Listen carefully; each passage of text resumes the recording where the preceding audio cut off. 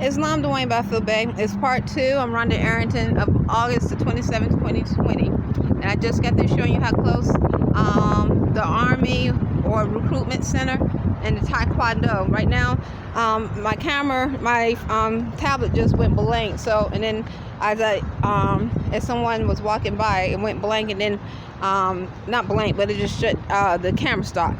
So I just restarted again.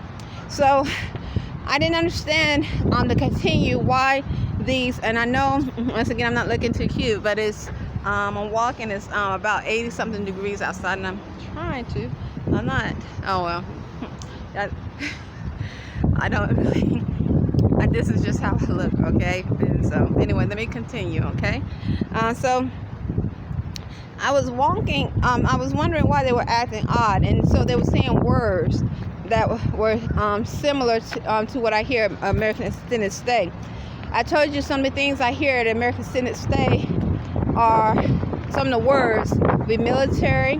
Someone is outside and around the room saying military. They don't say it as much as they used to, but they definitely were doing it. And Burger King, paid. Still hear the same black Negro accent, male and female. Sound like an animal, mumbling, unnatural, and Spanish speaking, and pale skin. Sometimes I hear them say 3, yelling down the hall. Paid more. Those mores are dirty. Something like that, or similar to that, from a distance. I like to say that from a distance because definitely I've heard it. And on the physical plane, and where you can hear it on the camera, also I heard, let's see here,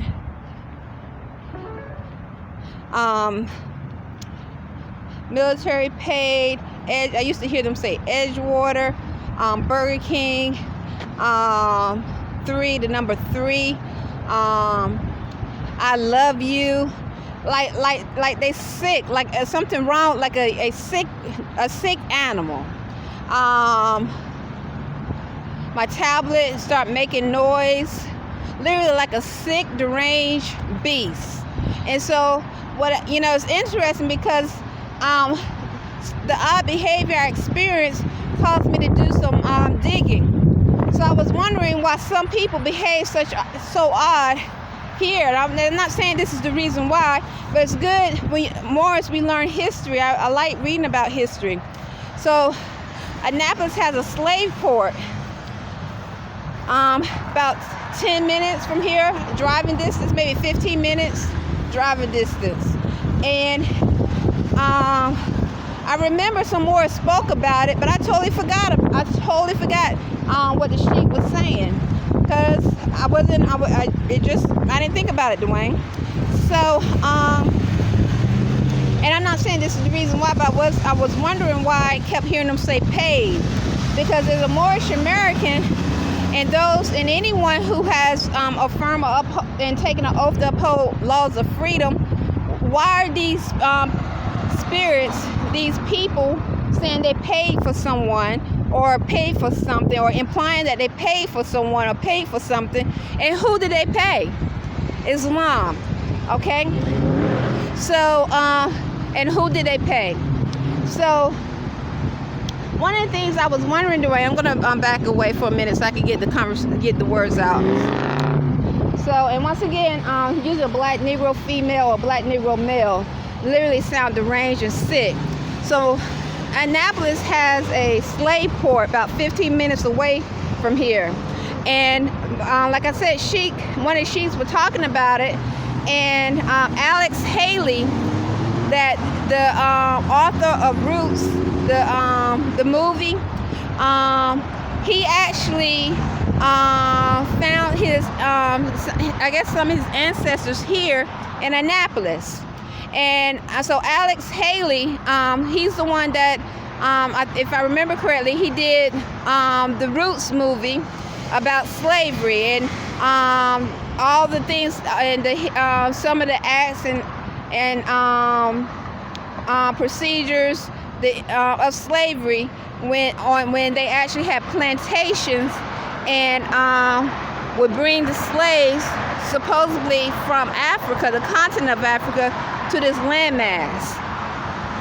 And so Alex Haley found some of his relatives or his ancestors here in Annapolis.